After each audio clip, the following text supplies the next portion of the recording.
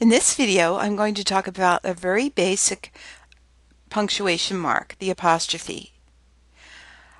I've noticed over the years that more and more writers or student writers aren't using apostrophes.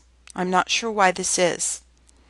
The first paragraph in here, well, the first sentence of the first paragraph says that apostrophe problems usually occur in forming possessive, not contractions. I find that it is true that they usually occur in forming possessives. However, I've noticed over the last few years that a lot of students aren't using them in contractions either. So I'm going to cover that in the second part of this video.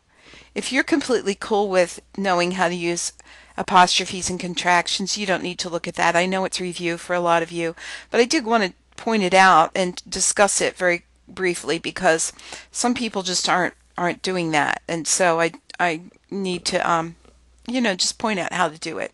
So for possessives, here's how you use apostrophes. By the way, this information that we're looking at here comes from the back of your book. Printed page 363. It's in the back matter section, which if you look in your content and see back matter, you'll see that this is one of the appendices. I think it's the second one. It's called editing and proofreading or something very similar to that. Possessive pronouns like his, hers, yours, theirs, and its do not take an apostrophe. Please note its. A lot of people get the its and its confused. I understand that. I used to get it confused too. ITS is the possessive, so the dog chased its tail would be ITS, no apostrophe. If you just have a normal singular noun, anything, like I said, the dog's tail, D-O-G, apostrophe S. A single parent's life, apostrophe S. A society's values, apostrophe S. So a lot of times we think of possessives as referring to things that someone owns, material things, but it also can refer to values that belong to a society. Here it is talking about something someone owns. Also note that this man's name ends in S, but you add the apostrophe plus the S to make the possessive.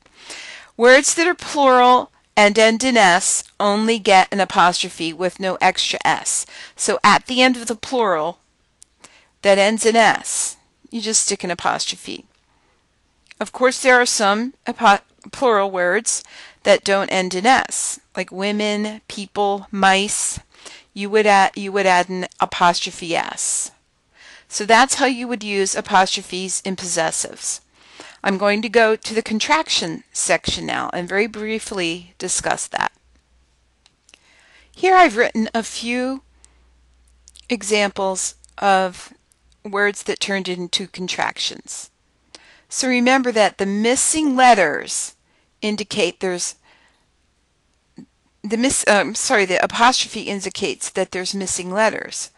So can't, with the apostrophe is showing you that the N and the O are out, and the won't, of course, is a completely irregular one, as you probably realize.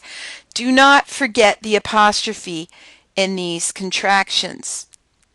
The reason is, I think it's important, and of course I'm a word person, so this kind of stuff is really important to me.